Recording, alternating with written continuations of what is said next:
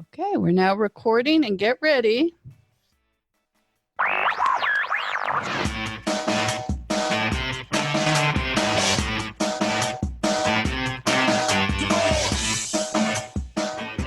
Welcome to the Femsplainers.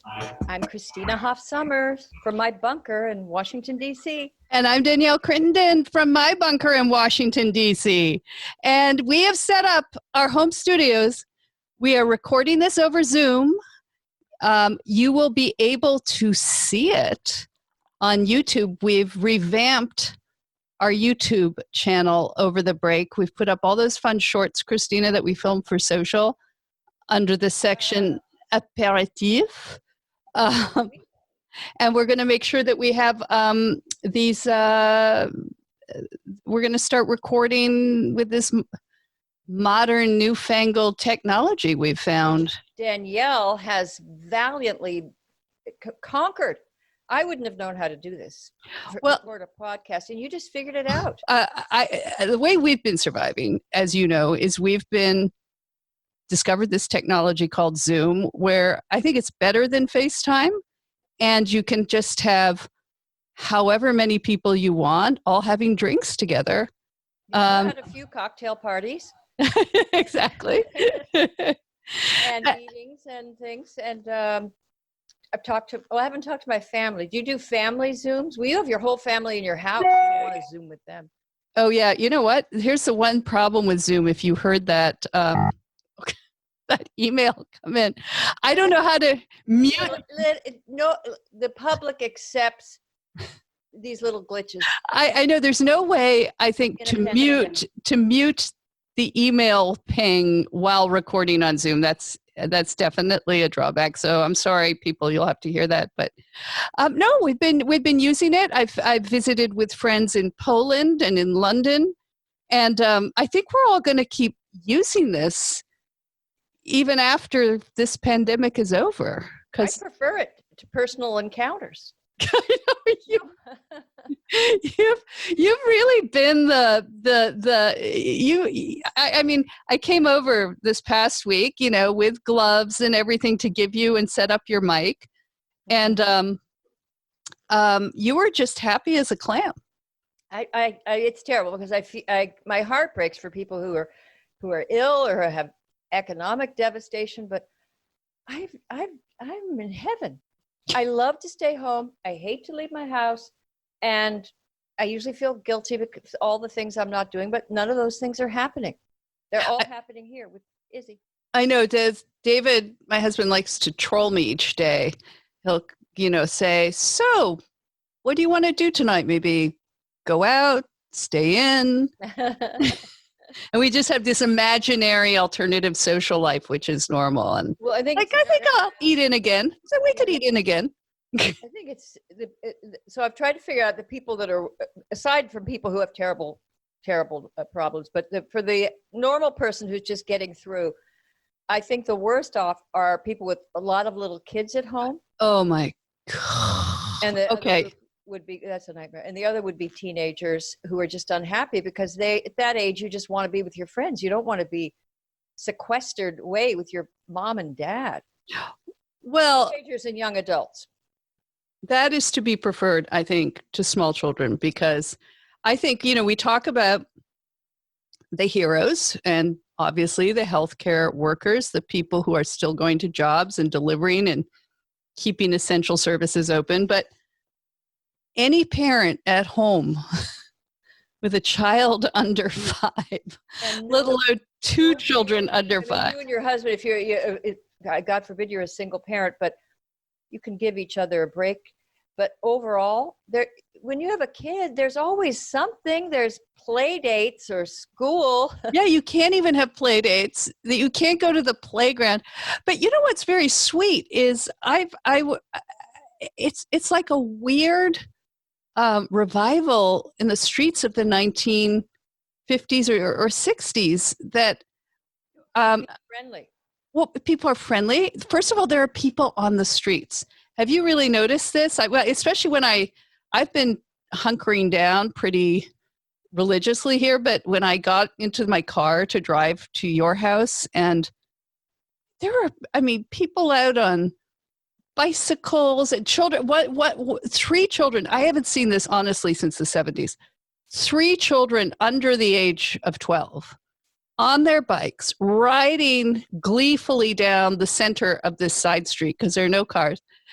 It was just like, it was the nicest sight. You realize I've seen kids, I go for walks in our nearby ravine and I see kids playing, by the creek with their parents. And it's lovely. I mean, you realize how much of our life has become shut in or virtual in this modern age. And it's still virtual, obviously, more virtual than ever in some ways, but in other ways.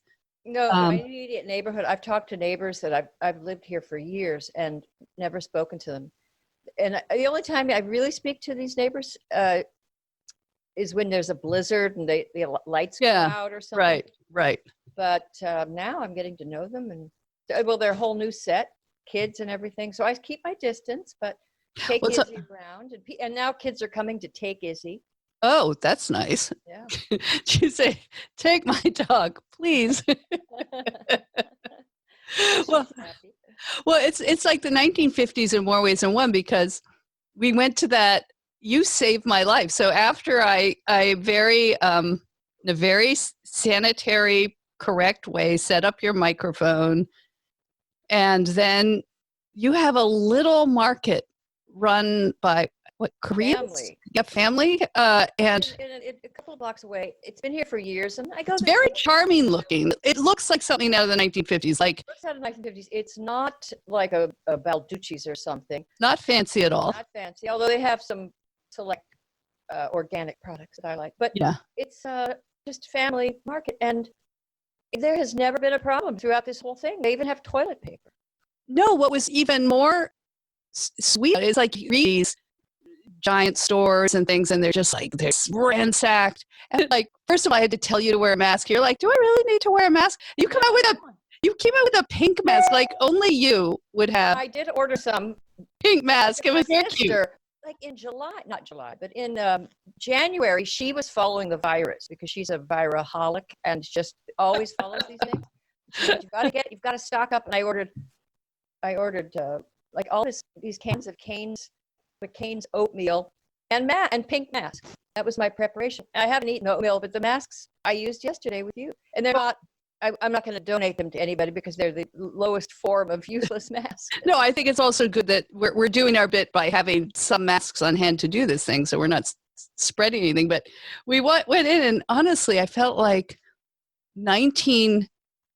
like Cold War Russians crossing the border to Helsinki and going into your little market and going, grabbing everything. Look, Christina, they have bananas. They have bananas and avocado, and then they had like cleaning products. They had Tide. Prosecco. You can't even buy wine in most.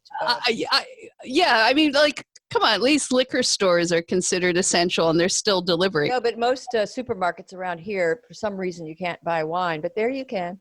Yeah, well, I was, going for the Tide Pods. You were like all over the. Oh, look, I got Prosecco. Of La Marca, they had a good price, and then I said there wasn't much meat left, and I said, you wouldn't have ground sirloin, would you? And he said, how much do you want? And suddenly he went.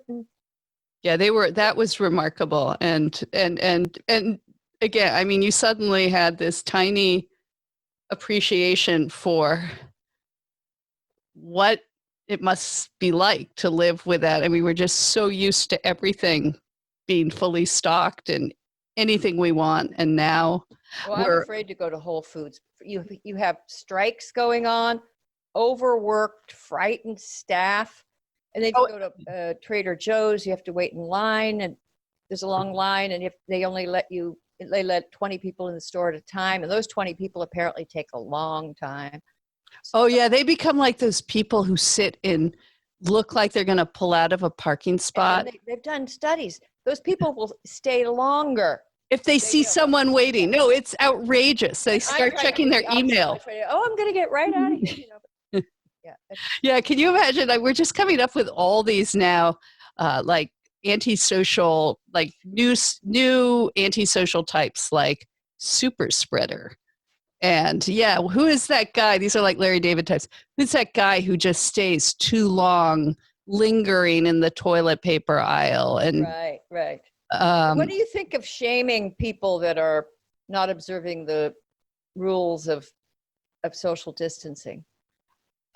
No, I think we have this neighborhood bulletin board, electronic bulletin board next door. And what is really funny is looking at people are trapped, looking at the little fights they get in. And a whole war has erupted on our neighborhood bulletin board about people not social distancing, on the sidewalks or joggers. Joggers are the worst. Yeah. Joggers are getting into a lot of trouble on my neighborhood chat line because a woman, and did you know her? And they take a picture. She ran right by me and was sweating, and I don't like the shaming. Well, ours has developed into a full-on generational war because one of these people in the thread said, those millennials don't care about anybody. And then like the millennials like, okay, boomer, that wasn't a millennial. That was a, Gen Z. And it's just like this whole generational war. And you just think, you know what? If someone's too close, all you have to do is say, hey, excuse me, let's keep distance. That's all you have to do. You have to yell at people. But I also find myself doing things like, do you go visit your clothes? I find to go visit my clothes like, oh, these are the clothes. It's my shoes. I don't wear them. Wearing them today, some pretty high heels. And I was trying to think about, well, in my life, we've established it's not that different from, because I don't go to work every day. I'm in my office right now. This is my. Yeah, but you'll go out. But I like to go friends' out. houses I like to go to your house and dinner. Go to dinner, a restaurant. And I think back my old habits of, tasting people's, sipping from their cup and going out and going on escalators and holding on to the handle. And now I just see. Well, that's right. We were talking about watching movies and how people don't social distance in movies. I know it's going to be weird. That's going to be also, I think, one of the changes of this epoch is we're all going to be a lot like the way Depression era people used to, save bits of string and things, and we'd all laugh at them or, Mom, why don't you just throw it out? And now we're going to be like, why? We can't touch like that. Like, don't go near anyone. Don't go. We're all Victorians now. The other thing I noticed, which I think is kind of sweet, is I have two daughters at home now.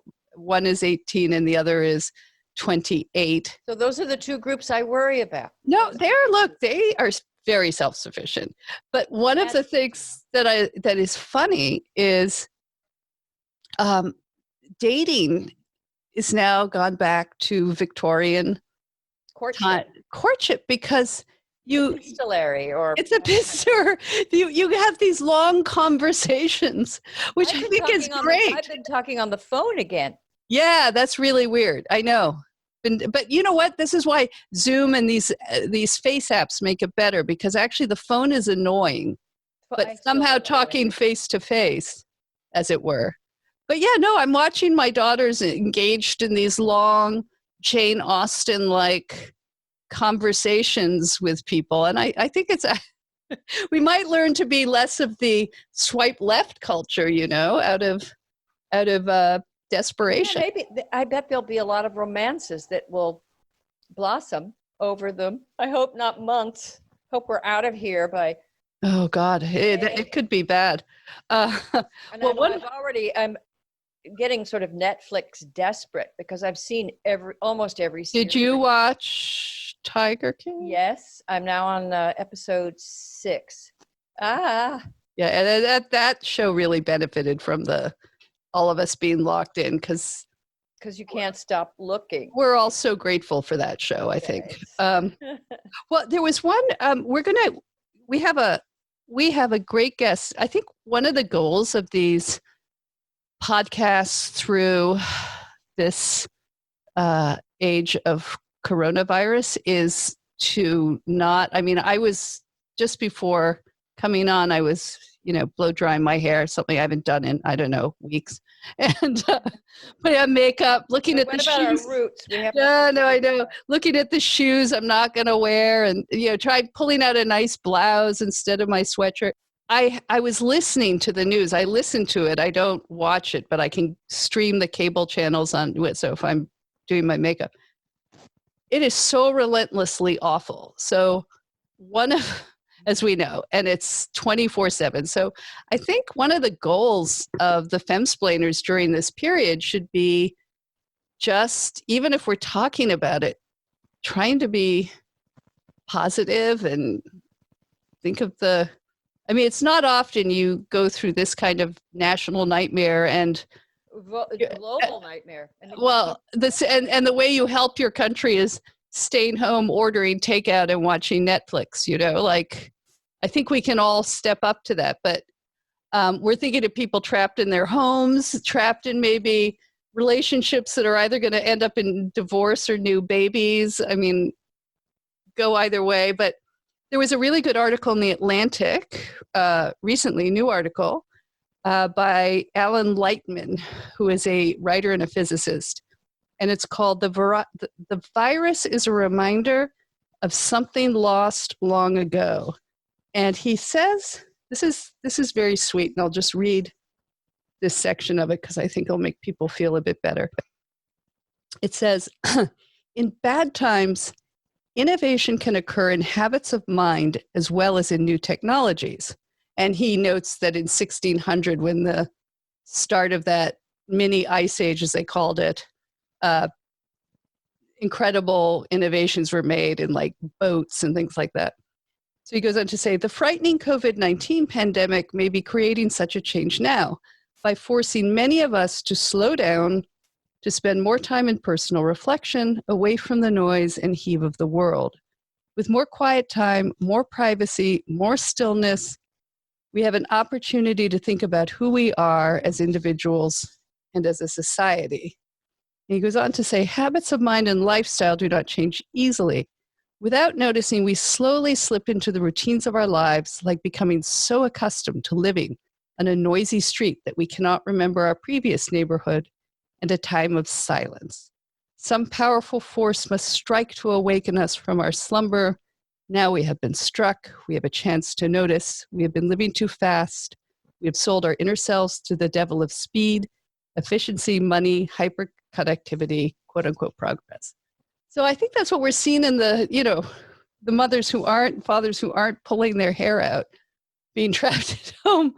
Those moments where you're at the kids whizzing down the street on their bikes, that unstructured time that we never, ever, ever have.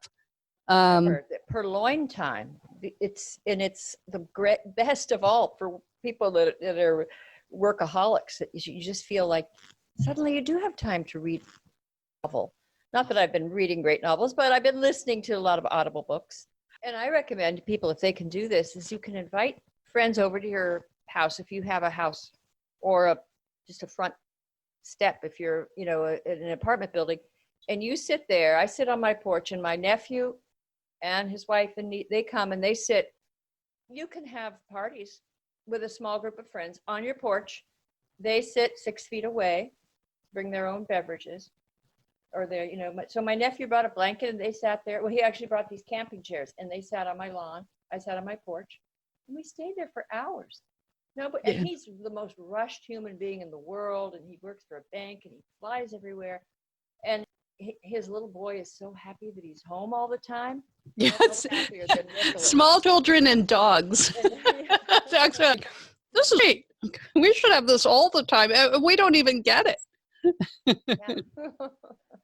All right. So just before we bring on our guest, so our guest today is John Tierney, who we love. He's just one of these great writers who is innovative, New York Times journalist, science writer, and former neighbor. He used to live 4 houses down. And he's always writing about something interesting. And he recently, it came out last year, co-authored a book with Roy Baumeister who I think is like a scientist, right? Like a social scientist. Psychologist. Social psychologist. Legendary. I mean, he's just famous for very innovative in one area after the other in his field. Well, he's written, they wrote a book and then John they co-authored this book and then John re-upped it recently again in the Atlantic magazine about, the book is called The Power of Bad, How the Negativity Effect Rules Us and How We Can Rule It. And he adapted it to an article in the Atlantic about basically how do couples survive in quarantine. And we thought this would be like the most perfect moment to bring him on and talk about how we get through this together with our loved ones, or maybe our less loved ones. No, that book summarizes the best, most up-to-date social science on relationships and just an approach to life where we're probably wired to be pessimistic and to count negative experiences. Well, he points out the negative experience has something like 4 times the impact than a positive, including compliments. Yeah, if you get many, many compliments and then someone says something cutting, disparaging, you remember that one book review, that one. I've seen, I was reading a biography of Dr. Samuel Johnson, and he just anguished over some cutting remarks. Here he was, one of the greatest men that ever lived. You can't imagine the just prodigious genius of Johnson, and yet he was anguished over these occasional slights. And right, and even just like the one line out of, you could have 9 lines of praise, but he has, aside from analyzing this power of bad, he has very practical tips about, and they're like science back, like based on all these experiments they've done with people, about one of the things I was fascinated with is like how to give criticism the right way. And apparently we all do it wrong. And this can really transform and save your relationship. So we thought now more than ever, this is needed. But Christina, before we get to John, let's just talk about our sponsor this week, which is Brooklinen. How's that? How's that, Christina? I've got little sound effects on my little home kit here. Those were like little fairy magic. Yeah, because Brooklinen is like a magical supplier, because I have been doing almost nothing but using this time in quarantine to reorganize, and I've emptied closets, and I'm doing that too. Found old towels and sheets, and replace them. I suddenly need to, how much we need to replace them. Your towels are like thin and no longer plush, and your sheets are getting holes in them. Get rid of them. No one wants them. Well, you have some, right? Didn't you order some new sheets from Brooklyn? I ordered, and they're magnificent. They're linen, and it's the softest linen, and they get nicer and nicer every time you wash them. And normally the prices are exorbitant, but their prices are great, quite reasonable. Oh, that's lovely. And the other thing is that it's not just about sheets with Brooklyn, and they have, as you know, towels. They have these super plush, ultralight, and hammam towels, which I just absolutely love. They have shower curtains and bath mats and robes and even candles. And they have ultra soft loungewear, which is really all we're wearing right now. Which makes important than in a pandemic. And silk eye masks and robes and just like so many things at Brooklyn. And hey, if we're trapped at home, why not make your home more like a spa? Absolutely. So go to brooklinen.com. It's the perfect place to start making small changes that make a big difference. And Brooklinen is so confident in their product that all their sheets, comforters, loungewear, and towels come with a lifetime warranty, which this is going to feel like a lifetime in pandemic. So go on, make yourself comfortable. And you get 10% off your first order and free shipping when you use the promo code FEMSPLAIN, only at brooklinen.com. That's BROOKLINEN.com, promo code FEMSPLAIN. Brooklinen, everything you need to live your most comfortable life.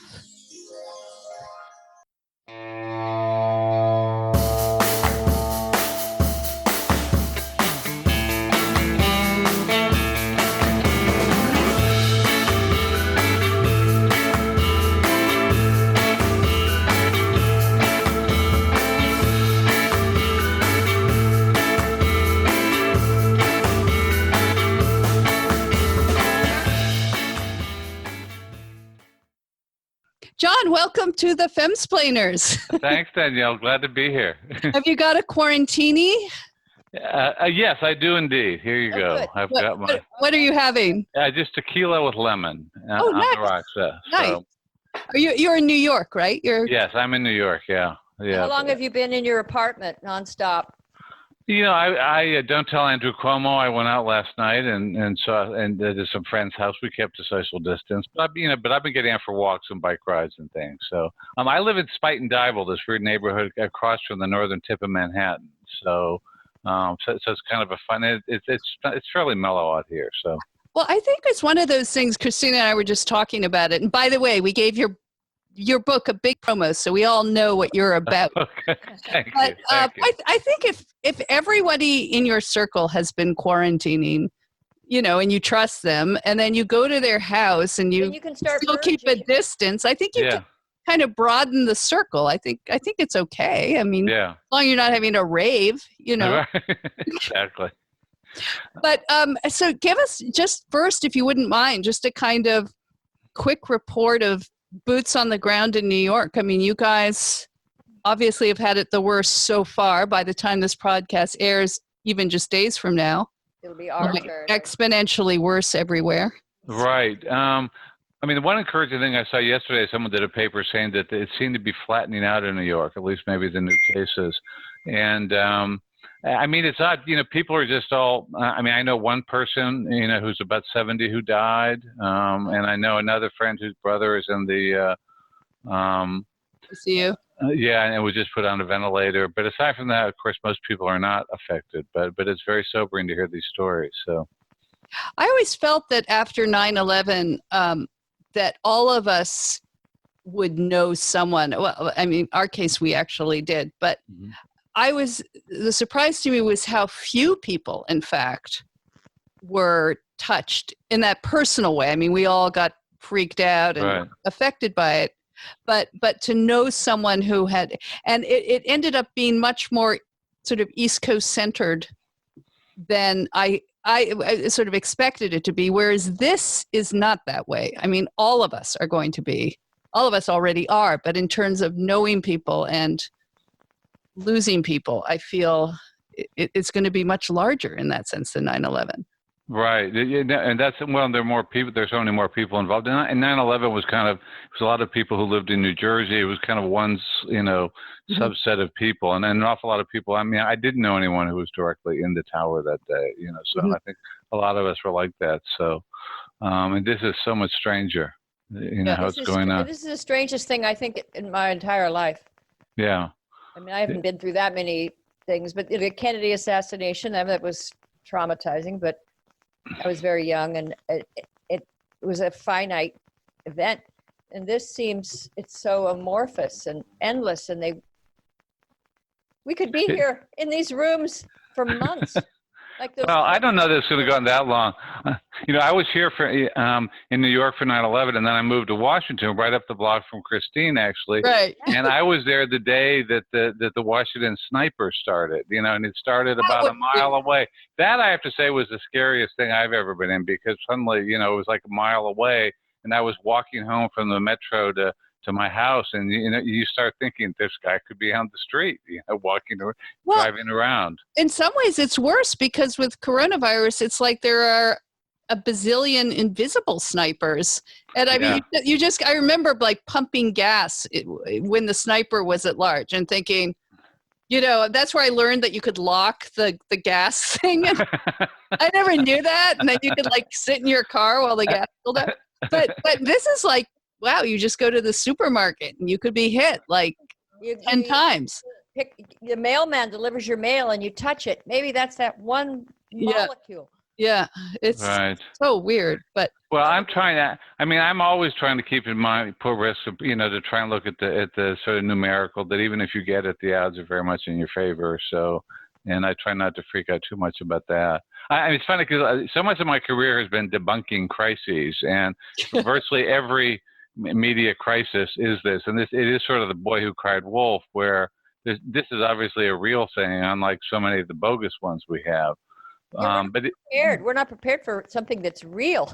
I know it is absurd that the CDC and I did a piece last year called "The Corruption of Public Health," and it was a lot about how basically public health has become this thing where it used to be this noble profession that was combating infectious diseases, malaria, and then it just got degenerated into this progressive cause where at the public health meetings they're talking about living wages and gun control. And the most absurd thing that I've written about a lot is the CDC and the FDA have spent all this energy on vaping.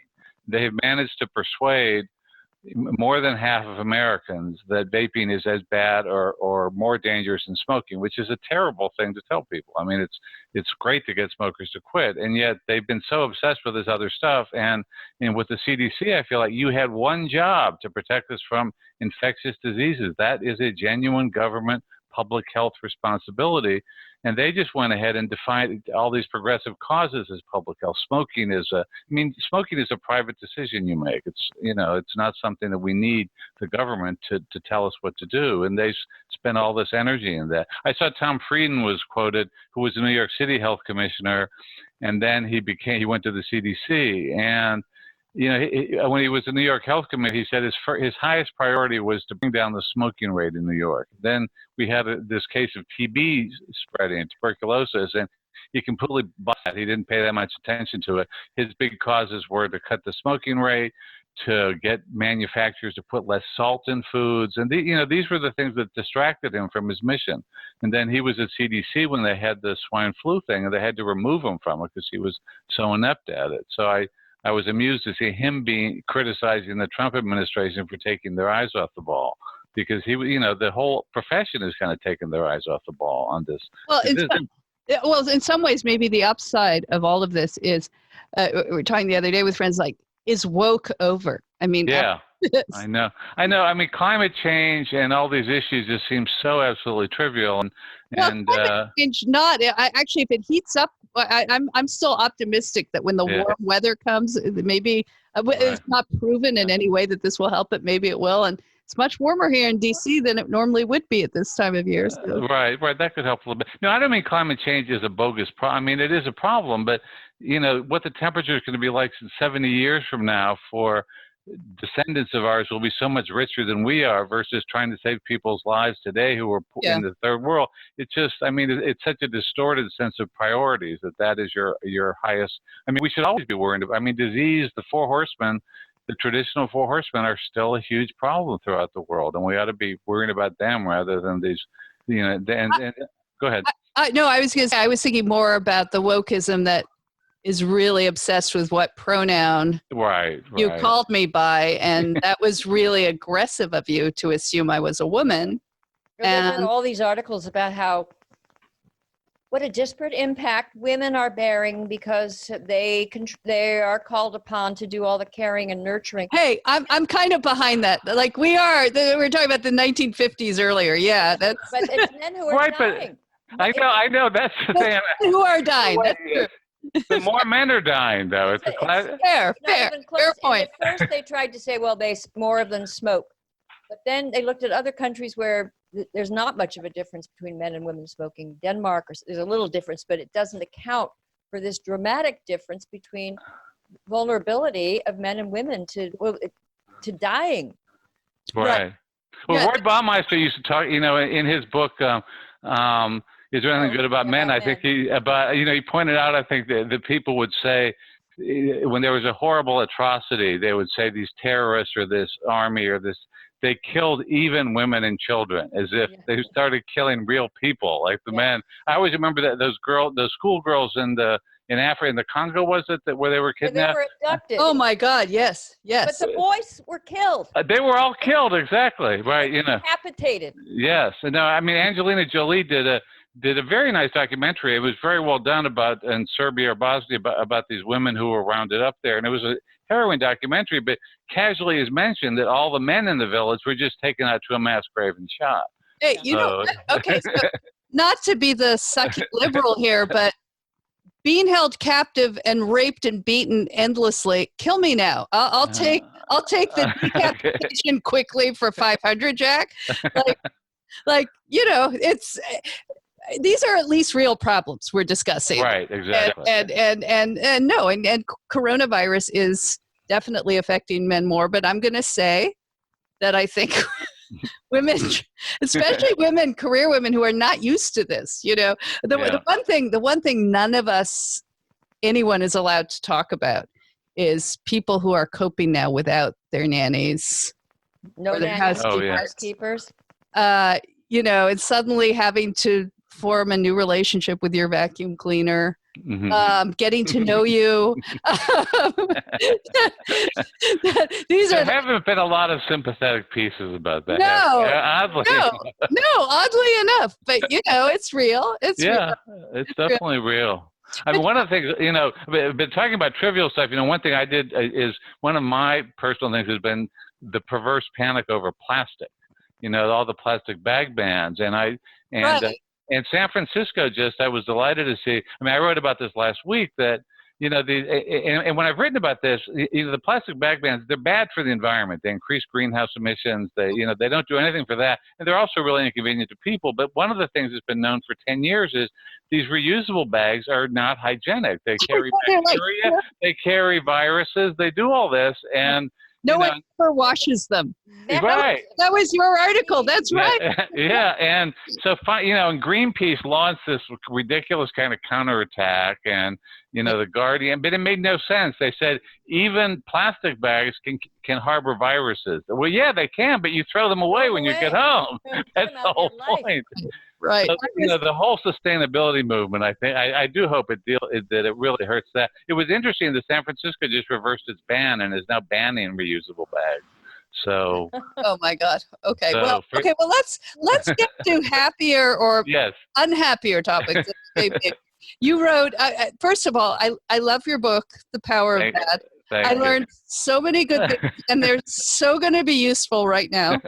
But your recent article was really just an adaptation of the book of how do we survive in quarantine now. I mean, there was that old line, I think you even quoted in your article, that marriage is for better or worse marriages are better for worse, but not for lunch. Not for lunch. I remember hearing that from my grandmother, So we're all having lunch together. So tell us about the overview of, first of all, how we can survive, and then I have some specific questions on tips of where you have so many good tips based on and we talked about this just before you came on, about how negative powers have so much more effect on us than positive ones. Right. Well, I thought the worst example of how to get through this was a couple on the Diamond Princess cruise where they interviewed the guy, and he said that he and his wife had spent all this. He just cooped up in a little cabin. Can you imagine? I mean, that's even worse than we were. Yeah. And they said that they had a lot of time to talk about their memories, and that he said, I believe she's able to recall every single one of my transgressions, and I don't think she's finished yet. And that is really not the way to get through the pandemic. And I argue in the book that the biggest problem that we have in our relationships, and I, of course, as an author, I argue that in the whole world, you have to buy my book, is the negativity effect, which is this universal tendency for bad events and bad emotions to affect us more strongly than good ones. And we propose, we call the rule of 4, that it's a rough gauge that generally takes about 4 good things to overcome 1 bad thing. So you have to either do lots of good things, accentuate the positive and do that. And we, talk about glad games in the book, how you do that. But you get a lot more leverage by basically eliminating the negative, because each bad thing, it's much easier. So, And while people are in captivity, they should be careful of being harshly critical and saying unforgivable things. I mean, that's relationship poisoning. exactly. I mean, it's not even unforgivable things, just little things. What we don't realize is just how, with this visceral power that, you can say to your partner, I love this about you and this and this. There's one thing that bugs me. And it's that one little thing that you think you've given them lots of praise. And all they remember is that one word of criticism, and it just sticks with them. And so you have to really be careful about saying things that are hurtful, about doing things that are irritating. And then also, how you interpret your own reactions, because we just tend to focus on the negative so much and pay so much attention to it. And the way we interpret our partner's actions, and how you can control your own negativity and kind of use that rational brain to override some of that visceral reaction to gut, to bad things that happen, the things that irritate you, how you explain, there's something called the fundamental attribution error that people make, which is that when I'm late for a meeting, I say, well, I was caught in traffic. Well, not today. That'd be a hard excuse to use. but something, there was a crisis at the office. There was something. That's why I'm late. It was external circumstances. When someone else is late, it's because they're rude. They didn't care about me. They're unselfish. It's this basic permanent internal character flaw.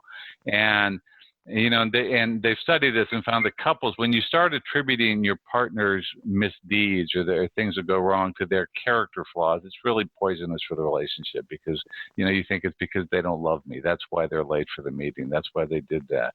So trying to stop yourself. I didn't have room to get into this in the Atlantic, but in the book we talk about, there's a thing called the marriage hack that Eli Finkel, who's a really good relationships researcher at Northwestern, a social psychologist, and he taught it to these couples in Chicago, which is when you have a disagreement, try to imagine what a neutral third-party referee would think about this. And then he would have them do this exercise. Just imagine that. And also think of something positive you might get out of, from this. It's called, in women's world, this is called going to your girlfriend. That's right. Yeah. Guys are not very good at that. Am I just crazy? Am I just crazy? Yeah, no, it really is. There's, the book we talk about, great, Trollope is just one of my favorite I love it. You cited Trollope. Now is one of my favorite books. Well, this was a much more obscure one. When you cited it, and I realized I must have read it at one point, but it's less known. But it was how a perfectly good marriage just disintegrated based on, forgive those pings, okay. but there's nothing I can do about them. Yeah. How a perfectly good marriage disintegrates over misperception and miscommunication. Right. It's a novel called He Knew He Was Right. And it's just one little thing. They're a very happy couple, and she's visited by this elderly sort of Lothario, and she thinks nothing of it. This guy's her father's friend and this, but the husband says, no, you should be careful with your reputation. But it's just one little thing after another. They keep, retaliating to each other, and the whole marriage ends up being destroyed. The family is destroyed. And I think that's that cycle of that spiral of destruction that happens in relationships. So. Well, let's step back and look at your bigger picture, because in the context of this sort of very detailed view, I liked to sort of in the larger context of how do we deal, how would Madame Bovary be doing right now with her husband's chewing, So these little things are going to get to us. And you had this good enough philosophy, which I've seen, and one of the things you cite is that negative parenting has a much bigger impact. So going to your theory that negative things have a much bigger impact than good things. Like you can be the best parent in the world, you can praise them at every turn, but that doesn't really matter as much than if you're a negative parent. Like you can just be an average parent, show up, do your best, and you will be as successful as the person who's there at every Little League game. But it's the negative parenting, and that kind of affects everything that we do. Right. People are so, the best research, and they talk about that in two different ways, negative parenting. Probably the best, clearest research is with IQ. And they find that, when they look at kids' genetic potential, which is your parents' IQ, versus what their actual IQ is, and see how much the environment matters, they find that a bad environment can really make a difference. In fact, there are some studies where there's virtually no relation between the kid's genetic potential and his IQ, because the bad environment just swamps everything. Right. If the parents aren't educated, if they're abusive, you have alcoholism, you have extreme poverty, deprivation. But once you get beyond the bad stuff, as long as you're not emotionally abusive, violent, as long as there's a reasonably stable environment, it doesn't matter if you're middle class or rich. It doesn't matter if you're a super parent. You can't really raise. All you can do is make sure the kid reaches his genetic potential. You can't really raise it any.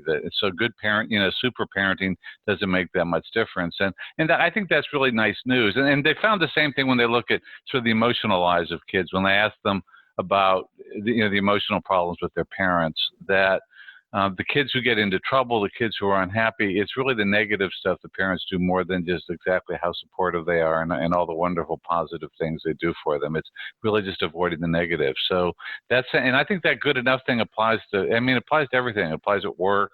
Plus, avoiding mistakes at work is so much more important than being the perfect employee. As long as for instance, meeting you don't have to promise to do a super job. Just keep your promises. Don't meet deadlines. You don't have to be stellar, because it's the negative stuff. It's not coming through on something that really matters.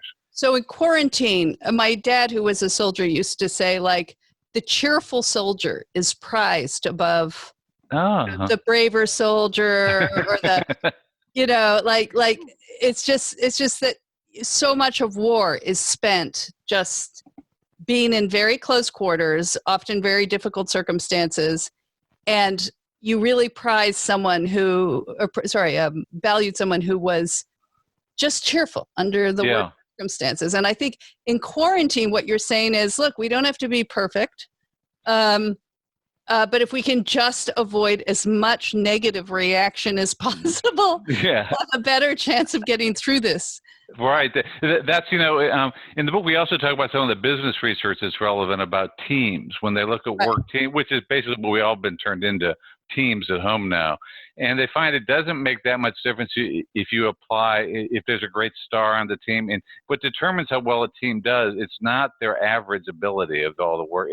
It's one bad person brings down the whole team, and they call them bad apples, and they have sort of this taxonomy of three bad apples. There's the jerk, which is also the asshole. There's a great book called The No Asshole Rule that just don't hire assholes for your job. But the jerk is someone who's who's abusive, and ideally you don't have one in your own home. You didn't marry one. But it's all coming out. Right, but there's the jerk, and then there's the slacker, where someone just doesn't pull his weight, and then there's and this is relevant to what your dad said, the downer, somebody who's just discouraged, it's never going to work out, someone who's depressed, who's always pessimistic. It really just brings everyone down. And some of my favorite experiments in the book were they had an actor who would play each of these types, and he would join a work team of these business students who had to brainstorm a project. And the amazing thing was how infectious his behavior was.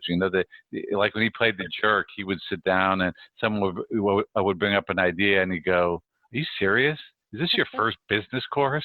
And not only people would, of course, start getting mad back at him, but the amazing thing was they would just start being abusive to each other. It just became so infectious. And when the guy played a downer, the actor would imagine that his cat had died. And he kind of just sit there and put his head on the table. And the amazing thing was, by the end of the work session, everybody looks as if their cat has died. They're all kind of just totally down. It's really bad stuff is really infectious. So I see why the cheerful soldier would really be such a prize. And so, we all have to try and be cheerful soldiers, which isn't easy at a moment like this. No, I'm trying to accentuate. But we have a chapter about Pollyanna, and I read the original Pollyanna novel. Have you ever read it? Or no, I haven't. I was reading. Maybe it was in your book, but something about that. Let me guess. We're supposed to think of her as super annoying, but in fact, she's a much more interesting character than that. It's not. Well, her technique is really interesting. I mean, the novel itself is pretty awful. I mean, it's just this girl who's just glad at everything, but Yeah. you know, and Little Mary she, Sunshine. Yeah. right, and the whole town, and she transforms the whole town. You know, she gets them all to play the glad game, find something to be glad about, and you know, her father taught it to her. She was at a missionary outpost, and they asked for a doll for her. You know, so the church back east was sending a shipment. The only thing in the shipment was a pair of crutches. And her father says, well, be glad you don't need the crutches. And of course, we know later in the book, she will be paralyzed and need crutches. Yeah. And of course, she will recover. And when they made the movie, Mary Pickford he bought the rights to it and played it. And the screenwriter who did it, and Mary, she said, we were both nauseated by the thing. We found the whole story so unrealistic and nauseating. And, but the thing is that the reason it was this bestseller, I mean, it launched Helen Hayes' career. You know, the Haley Mills made another movie of it. It always worked. And there are all these sequel novels is that the techniques really do work for trying to find, you know, the positive psychology of something. You know, how do you accentuate the positive? And Without being super annoying or sickly. Right. You also talk in the book about the catastrophizing in the media. Of course, now we have a catastrophe. Right. You stipulate, for the most part, we don't. One reason a lot of us initially were skeptical is because we've been inundated with stories about how bad things are, these false epidemics of, disaster and violence and poverty, when in fact the reality is quite the reverse. Right, that everything is getting virtually, you know, every long-term trend of human welfare is getting better. And I mean, even with this epidemic, I mean, it sounds awful that we might get 200,000 deaths, but I mean, when you put that in the larger context, you know, there's 3 million Americans who die a year. It wouldn't surprise me if life expectancy just keeps rising despite this epidemic this year, and this would be one blip. Well, except it hasn't kept rising, right, John? Like, that's the sort of scary, There was one year that it did. No, you're right. Because of the opioid epidemic, that brought some down. But again, this is where the media fixates on one bad year. The long-term trend, it's kept going up. I thought it was not 1 year. I thought, like, especially for men, that this was like one of the only first world countries where our average lifespan is going down. But it was already at a very high level. It went down, but I think this year it's back up. Well, I think it only happened. I think it only happened one. The last time I looked, I haven't checked the last year, but I think it's only like 1 year, and it was such an anomaly that it happened. So, and other things are down: violence and child abuse, and just all sorts of pathologies are at an all-time low. And yet, you would think, reading the media, that we're just ravaged by, these horrors, and people seem to find it entertaining, I guess, or maybe it's just we are wired to be fixated on bad news, and so we don't have a filter. And enjoying a certain amount of schadenfreude, that happen when bad happens. There's a quote I've tried to track down. I know I read somewhere. It was a British writer at some point said the reason people read their morning newspapers is about some horrible catastrophe in India is to know that I'm sitting at my breakfast table and I'm not, I'm alive and I'm fine.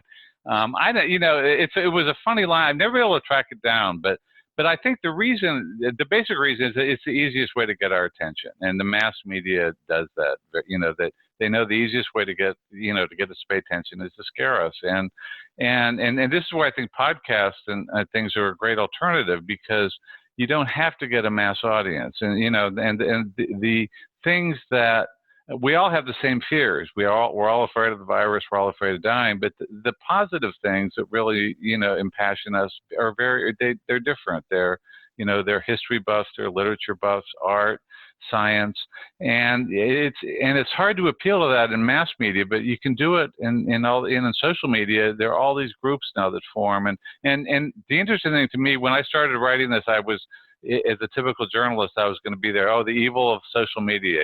We have to worry about it. It's so bad. But when I really started looking at the research, the stuff about Instagram envy and Facebook depression, it doesn't hold up. Some people have problems on social media. There are these Twitter wars, but Gen Z, I thought, was affected by it. There are some studies. I've seen recent research is that most of it's a myth. Yeah. Even for teenagers, they can't prove that there's. You can't. I guess the correlation you can't prove, but the depression and suicides, that's definitely true of these 18 to 22-year-olds or whatever it is. I was writing about that, and there are some trends you can look at this depression. The question is to what extent is how real the trends are, how much it's just, the people. How they define it. Right. And there's sort of rewards now for having a pathology, so everybody's got ADHD, everybody's got this, I'm depressed, and how much of it is that? And the stuff I saw, I did a lot of reading about body image, the whole idea that, the young women especially are being, that they're seeing all these, these bodies on Instagram and they're feeling inadequate. And the best, a meta-analysis I saw, the guy said, yes, there are some women who are affected by that they get depressed looking at these perfect bodies. But they're the women who really were concerned, who are obsessed with body image to begin with. And that it doesn't really. I don't know any woman who isn't obsessed with body image. Well, you care about it, but to the extent, this guy, the researcher I talked to said, people still. It's still really your interactions with your friends that matter more. Exactly. Seeing a model on Instagram, it's really your friends. That's the peers, right? Well, one of the things that you said in your book, which I found really interesting, was, and this is to what you're saying now, is that there's this dearth of study on happiness versus depression. And when we study post-traumatic stress syndrome, we think of that as common knowledge and the bad effects of it. But you go on to say, but not the concept of post-traumatic growth, which is actually more prevalent, that we can become stronger from traumas as well as, traumatized. Right. And maybe this is something we also need to hear now. Yeah. We're all going through a kind of national trauma, as Christina said. Nothing like any of us, I think, has ever seen. Different from a war, but still, Scary. No, that's right. And the norm for people who go through traumas is that they ultimately end up stronger. Even the people, most people who undergo a trauma, and by some estimates, like half the population undergoes a trauma during their life. Yeah. But a minority of them actually experience, a post-traumatic stress syndrome.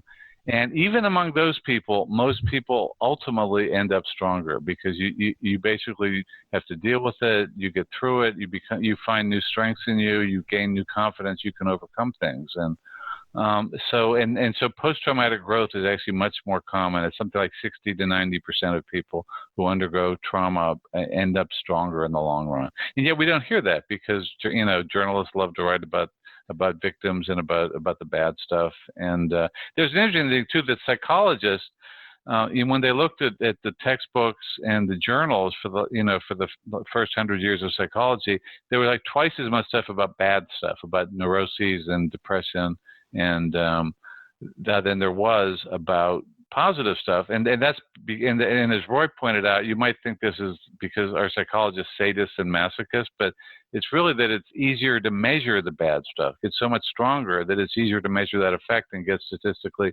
significant results. So they sort of gravitate towards studying the bad. And then, of course, journalists filter out the good.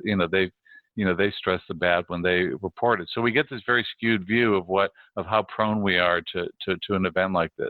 Well, also, I guess too, and it's very recent. On the,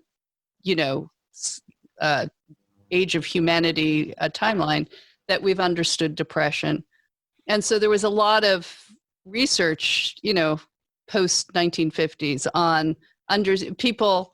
I guess that ability to talk about depression, to look at the medical underpinnings. So we went through, I guess, a golden age of really understanding this kind of negative psychological states that we used to sweep under the rug to some degree, or, give Mhm. lobotomies for, whatever. And now that's changed. And now maybe, as you say, we're going overboard where we can only focus on the negatives and not understand. Maybe because somebody said on Twitter, I think, that maybe the 90s in retrospect were the best humanity has ever had it. The Soviet Union collapsed, but I don't know, I'm so happy. Whereas, okay, grunge, I don't know if people like grunge. I didn't like grunge, but I mean, the second wave of right, like tamped it 1992. down by the end of the 90s. Yeah, I guess. But I mean, I don't know. When I look back there, I mean, there were great things about the 90s, but remember waiting for your internet connect, the worldwide wait? dial-up. Oh, God. I mean, it would be hard to give up the web now, wouldn't it? You just look, anything you want to know, you find it instantly. That's pretty amazing. Yeah. But I guess this sense of having everything, easy as it were, and now focusing on these micro negatives. But you had something really interesting on the sexes. And I'm just going to pull that up because the sexes, and this is again important in our time of isolation. You said that we've seen in couples research, marriages often fail because men and women tend to focus on different kinds of bad. Men worry more often about their partner's sexual infidelity, while women worry more often about their partner's emotional withdrawal. And then other gender variances have emerged in the large research literature into personality. Women experience anger, anxiety, and depression more frequently than men do. They're also better than men at detecting others' negative feelings. So how is this going to play out in captivity? And what would be your advice? Again, so sorry to keep appealing to your advice, but no. It's I mean, I think men, don't withdraw. I mean, that's there's this common pattern about female. The woman complains or criticizes, finds something wrong, and the man withdraws, and it just and it sort of escalates because each side tends to just react more and more negatively to the other one. So I mean, for men, I think is don't withdraw, try to actually deal with it, and for women, I think it's try to look at the positive side. That it is a huge difference between men and women. It's one of the biggest personality differences around the world, that women tend to are more affected by negative emotions. Roy Baumeister, in fact, I'd love to hear Christine's thought on this. Well, Roy did this book, Is There Anything Good About Men? And one of Roy's notions is that women kind of are very good at sort of use negativity to for control in a relationship. That there's a classic like there's this old joke about the guy. He's getting in the elevator, leaving his office, and he says, as the guy next to him, "Boy, I'm going to catch hell when I get home tonight." And the guy says, "What did you do?" He goes, "I don't know. I'm not home yet." Yeah, there's like endless dad jokes. Yeah, right. But there is So I don't know. What do you think about that, Christine? In your study, I think there's pretty good research that when it comes to mistreatment, men can be intimidating physical bullies, but women are very adept at emotional bullying. And from the earliest ages, girls do it quite a lot, and boys hardly at all. Mm-hmm. So, and these psychological games and the gotcha, these and women do tend to play it more. And as you said, women get more upset. For example, the best day that I've seen in the Pew Research Center has done studies on bullying online. Men get more threats. Men get overall more insults and abuse. Women get more sexual harassment, but it's still fairly low numbers for all of this. But overall, men are the primary targets of derision. But the women are much more distressed. Yeah, that's really. I think I may have quoted you a long time ago. I did a piece for the Times, a column I think called what I called the complaint gap, and I think I may have cited your work that when they asked boys and girls how they were doing in school, that whole myth that girls were floundering in school came because they said they're suffering and they were doing all this, and I think if I recall correctly, I think you wrote that the thing is the boys weren't doing well, but they just weren't. They were saying, "Oh, I'm doing great," and so. And it was the girls who complained, but they were actually doing better. And they've done tests. They'll ask some adolescents or young adult males and females, like, and describe how you felt last week and use as many words as you can.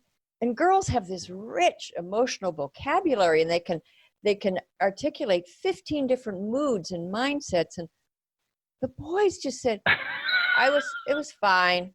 No, it was fine. Good. And the girl Good. said, well, I don't know. I felt wistful, but then I was a little depressed, but then I felt sort of ecstatic. You know, they go on. And the boy's like, it was all right. I remember I did a column once on a guy who wrote a book, How to Make Your Wife Love You, I think. And he had the techniques for it. But he was a couples therapist. I think he was at Brown, if I recall. And he told me that his advice was to men was try to avoid couples therapy because it's basically not your turf. You know, you're going to go in there. And he said the typical thing that a couple will go in and you know, the marriage is there, you know, the relationship's in awful shape, and the guy will say, what's wrong? And the woman will say, well, this and this and this, all these, you know, complicated, you know, and then they'll ask the guy, and he goes, I have no idea, you know what went wrong. I have no idea what happened. So there, and I guess that's going to be, now that we're all at home, that's going to be, you know, I mean, women want, you know, they want that more emotional, engaging conversation and dealing with that, and the guy's just sitting there like a lunk. That's a problem. So, Well, you shattered a huge idea I had about how to give criticism. I had imbibed this from the corporate manual of the praise sandwich or the compliment sandwich, and in fact, in my marriage with David. Like if I show him a piece of writing or a piece of work, and he'll, like, his impulse is to just like go right into what's wrong with it. And I will now say, like, I need my praise sandwich, even though I know it's a praise sandwich. I need the praise sandwich because I can't take the But you are now saying, and the praise sandwich is, of course, you give the compliments first, then you squeeze in the negative, and then you end with more compliments. right. And this is what corporations do, bosses all over the world. Yeah. But this is wrong. You said this is wrong, and this is not the way to criticize. And I think as we're at home, we need to know how to properly criticize. So tell us the right way to criticize. Well, when they ask people, I do want to get the bad news or the good news first. Right. People would rather give the good news. It's a lot easier to sit down and say, "Oh, I love this article you did, and this is great what you did," and then go to, there's a couple little things. But most people would rather get the bad news first and get it out of the way, and it's also how the brain reacts to these things, because when you start saying all the good things, the first part of and we call it the criticism sandwich, but the praise sandwich, whatever you call it, that people hear that, but then when you shift into the meat of the sandwich, the criticism, the brain just basically it's a threat to the brain, and it just forgets what happened, before. I mean, one example, when something really bad happens, the brain doesn't encode the previous stuff in memory. And, one example is that when your computer crashes, when they used to crash more often, and they say, what were you doing and you can't remember, because it's suddenly just that short-term memory's gone. So when the first part of that sandwich just doesn't really get in your brain, and you just leave thinking all you can focus on is that bad stuff. So, I mean, my basic strategy is, I think it's good to start with, you can start with a few words, like if you're evaluating an employee, let them know they're not going to be fired, that this is fine. But then, and you can ask them, another way to give criticism we talk about, and there's a sociologist who's really studied how doctors do it, and doctors just give bad news all day long, and surprising how most of them don't really know how to do it well. And his basic advice is when you're doing it, you have to keep asking questions. The culinary analogy is more, give someone a menu. Would you like to, what do you think so far is going on? What do you think about this? And you keep asking them questions. But when you're just having a conversation at home, I think, or when you're evaluating someone, is start with some mild praise, but then get into the criticism, and then throw on lots of praise after that. At that point, the brain is in high gear. It's absorbing everything because it's so alert to this threat of the criticism, and then the good stuff will sink in. And again, following this rule of 4, you want a lot more. You want at least 4 good things for every bad thing to make up for that criticism. I depart from all the experts and from you in this matter. Of course, at work and other walks of life, you have to have criticism, but I think at home, just don't criticize ever. Yeah. Well, that's not. Go ahead. Practical. You know what? It's more practical than fighting. No. Okay, here's a trivial thing. This is Madame Bovary levels, but I think people will relate to this. And I have like no complaints over my husband David, and he's pitching in, and we're all pretty happy right now. But he has this thing where, and again, this is going to sound like such petty complaining. Like he will clean, I'll make dinner, he'll clean up after dinner. He cannot see crumbs. I don't think any men can see crumbs, actually. I think, or a murder could have been committed in the sink. Murder. There could be blood splattered all over the sink, and he won't see it. But everything will be. They don't wipe surface. Anyway, okay, so no big deal, right? You just come in and you clean the surface. It's not a big deal. But over time, this will start to build, and so I guess the question it's sort of a real life situation. I found you're saying like keep the praise up the top. It's a very thin, elegant slice of bread rather than the big whopping praise. Yeah. You'd say something like, "I love you so much," and everything is great. There's just this one little thing about crumbs. Like, do you mind just I love how you clean up. You say like, just keep it short up the top, but be positive. And then after saying, and then I'll really love you so much more if you clean the sink, right? Is that the... Well, I guess I'm not sure that if it's that specific, you maybe just want to talk about the crumbs. But a positive way to do it is, my girlfriend is great at doing this. She says, "I love it when you do this. When someone does something you like, to really praise them. And it was great that you cleaned up, that you got the crumbs tonight. That meant a lot to me." So, and I think one thing when you criticize and kind of, and I mean, this is sort of for bosses. Next year, you didn't. There was some problem that you were working with other people on. You ran into some conflicts, but you're great on solo projects. And next year, we're gonna really let you shine on some solo, kind of going ahead positive with how to do that. I mean, the other thing is also controlling your own reactions. Now, I sympathize with wanting the crumbs cleaned up, but we quote one of my favorite lines is the advice that Ruth Bader Ginsburg got from her mother-in-law on her wedding day, which was, "In every marriage, it sometimes helps to be a little deaf." That being able to overlook things. Or a little mute, maybe. Yeah, a little mute, or a little blind to the crumbs. I don't know. So, but it's hard to avoid. Yeah, you said what's crucial is avoiding the negative, being able to hold your tongue rather than say something nasty or spiteful will do much more for your relationship than even a good word or deed. So even just holding it in. That just proves neither of you ever rode in a car with my late husband. It was terrifying, and I would correct him, and then he would get so mad, and then I would. And people liked to go with us in the car because they found it amusing. Because normally we were normal, but we kind of enjoyed it. But I did not enjoy his driving, and he could not drive he drove like a madman. And he wouldn't let you drive, I take it. I never wanted to. Yeah, because you know what? He henpecked me to death if I drove, because he would say, "Go, go, go." Because, I would observe the traffic rules. And so if the light had turned, it was yellow, that meant rush through. And, he always thought you had to tailgate people because somebody in the next lane would get in. And he was one of those. Oh my God. He drove a cab in New York City when he was in graduate school. Oh, wow. That just shaped his driving. Yeah. I hated it, but we would have huge, huge fights. But that man his driving could not be corrected. So I guess you just have to accept it then, right? And I just wish we had Uber. Yeah. All right. Well, John, thank you so much for being with us, and also you're kind of our crash test dummy. It's the first interview we've done in our home studio, so I apologize for all the. Well, I'm sorry for my problems, but no, it's really been fun talking to you, though, and I think you're off to a great start. I would accentuate the positive. It's going really well. Lots more than 4 good things for one bad thing. Send us a review and just, Well, 5 stars. 5 stars. Definitely 5 stars. All right. Thanks, John. And enjoy the rest of your quarantine day. Thank you. You Bye. too. Thanks. That was great. Bye-bye. Bye-bye.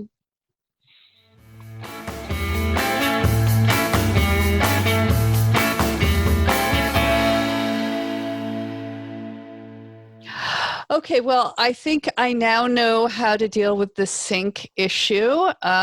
It's really the only issue. Actually, it's been pretty good. We're even my 18-year-old. We've all been pretty much so far cheerful soldiers. Can I just tell you one thing about me? Yeah. I clean counters. This is the thing. Women clean. I think I'm going to make a big sexist generalization. Yeah. But when our friend Megan, who's been on the podcast, Megan I think Gurdon. we've told this before, but it's worth saying now that we're combined. When we rented a cottage together, but there were no husbands, just little kids and us, it was suddenly lesbian marriage made sense. Not the sex part for me, but or for her. But the domestic contributions.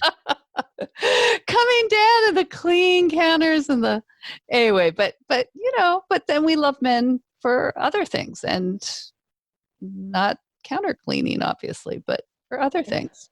But anyway, yeah. So we're still. I hate to say it. I think we're still early on in this. So John's article in the Atlantic was great. His book is great, and I've admired him for so many years, and he's always a contrarian, but he marshals the best arguments and just the best data. And now he's been writing books with Roy Baumeister. I remember as one of the first psychologists to sort of question this self-esteem movement. Mm. And he was just brilliant. He's been brilliant on many topics. I've met him a couple of times, and the two of them together are just formidable. And they wrote a book. I want to go back and read it because it's about the book they wrote before this one was about having willpower.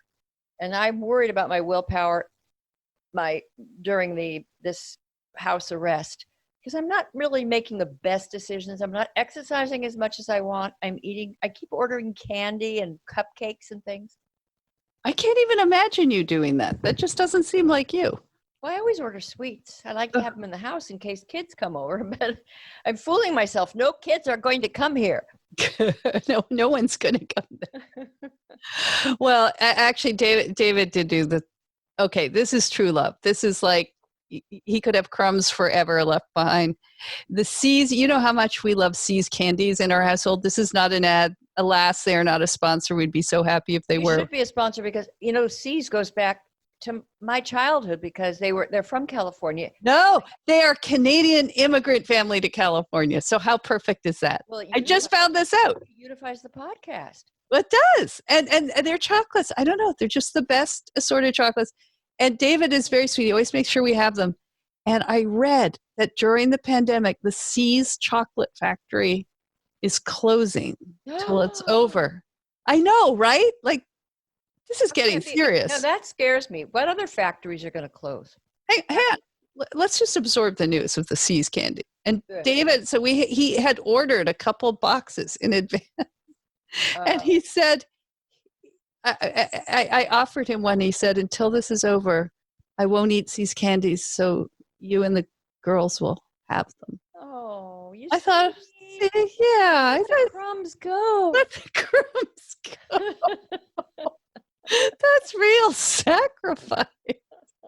And you don't have me coming over there eating those. I always manage to get you to bring out those boxes. Yeah, you say, are there any C's, kid? I know I do. I can't help it. Yeah, well, we'll have to wait for those. But anyway, we're going to resume with listener reaction. We're really, we're just praying this is recorded correctly and we're going to be able to post this.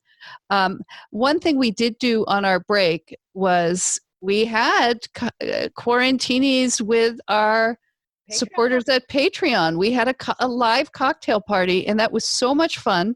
We couldn't yet get our subscribers at Glow and ThinkSpot on, but we're going to figure that out for the next round. But everything will be figured out. Everything will be figured out. But we really want everybody to join us. It was really, really fun. And to get through this pandemic, let me tell you, you need us. You need this page. You just support us and give us just some feeling of that were important to you, and then we will continue to produce this content and reassure you. The culture war is in abeyance, but we've got it's going to come back. And we'll, if it gets desperate, we'll start doing like songs. I don't know. Oh, like Could do imagine. karaoke. Oh, was it? Could do I'm still triggered. karaoke part about PTSD. I have PTSD from that gal Gadot. What's her name? Gal Gadot. Yeah, she did this video with the stars. Yeah. So I don't know what was annoying about it, but it was so annoying. It almost blew my mind.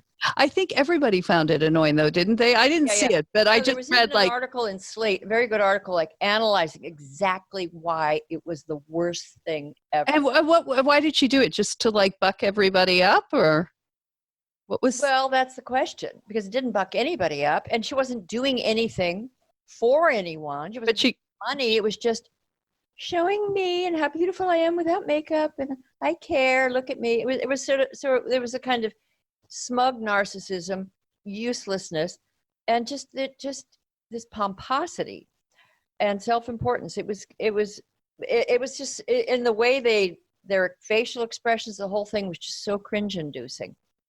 Maybe I overreacted. No, I don't think you did. I think I saw a similar reaction online, but no, yeah. Well, let's hope it doesn't come to that. But if you want to support us, we won't do that. If you want to support us through this, we can have some cocktail hours, and I'm going to have a rant to end all rants this week, right? Okay, so we're going to record the rant. If you're on, if you're a supporter, you get Christina's weekly rant, and you get our monthly podcast called Last Call, where we do a secret podcast and have some more drinks. And yes, and also, while my elder daughter is home and she's a social media genius, Miranda, she is getting us up properly on YouTube. So we're hoping that you will be able to watch these podcasts on YouTube as well as listen to them. So anyway, so we're really trying to be busy little bees, but let's also admit, Christina, I think what you were saying earlier is, for a lot of us, we have all these good intentions of what we're going to do in quarantine, and then we end up watching a lot of Netflix. Yeah, I need some willpower improvement pointers. All right. Well, thank you all. Peloton in there. And I want to, now that lady on her Peloton. She's really happy. Yeah. So I have one. Great I've had gift. It for years, and I don't know, I've like 8 miles. I thought you got into it. I thought you went crazy. I thought I did too, but it didn't take. So all right. On it. All right. Well, back to your Peloton. And anyway, till next week, let's hope this works. And thanks for being with us. And goodbye. Bye.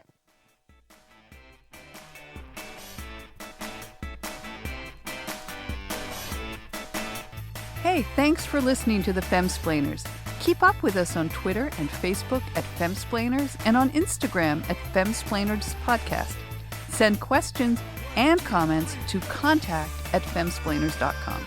A big thanks to Ella Ryder, our research and in-studio production assistant, and to Nat Frum, our audio and video editor. And we're proud to be part of the Ricochet Network and grateful to the American Enterprise Institute for allowing us to record in its studio every week in downtown Washington, D.C. And miss something? You'll find everything you need at our homepage, femsplainers.com, including links to past episodes, our sponsors, where you can sign up to support us, and even to merch. And please don't forget to like us or give us 5 stars on iTunes. Thank you. Cheers. Cheers.